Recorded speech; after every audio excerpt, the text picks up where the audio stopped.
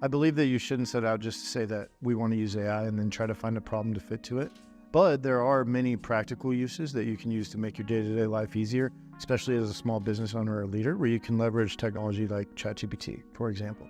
I'll use ChatGPT as an example. It has a pretty good knowledge on code, right? So if you're in the analytics business like I am, right, we often spend a lot of time writing Python, R, M code, which is on the back end of Power BI, SQL, different things like that, right? Like we know how to do all of that, but it's much easier sometimes if we want to troubleshoot a piece of code or if we want to understand more about it to just plug it into ChatGPT, have it troubleshoot it or have it write the initial version for us. And then we just button it up to get it to do exactly what we want it to do, but it expedites the process, right?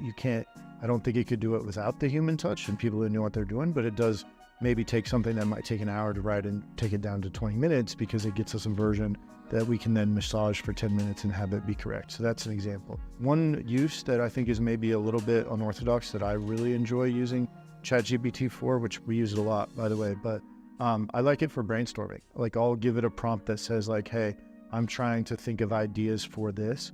Ask me any question you can think of that's going to make me think about these different angles about this topic. And then let's just brainstorm ideas around that. And then the ChatGPT will just continually ask me questions, which will prompt me to have to think about things from a different angle or somewhere like that. One of the ways that I would say you find real applications for emerging technology, whether that's AI or something else, I use a time tracker called Grindstone.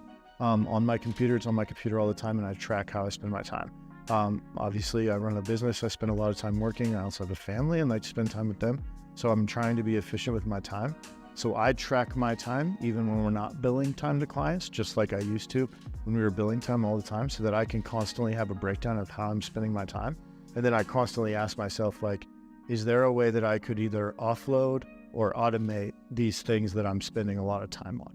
And if you do that, it can kind of be burdensome at first to get used to tracking your time. But I think if you're a leader in a small business and your time is very important, you do that for a couple of weeks and it's very illuminating on how you're spending some of your time. And it gives you some real ideas on how you could become a lot more efficient with your time.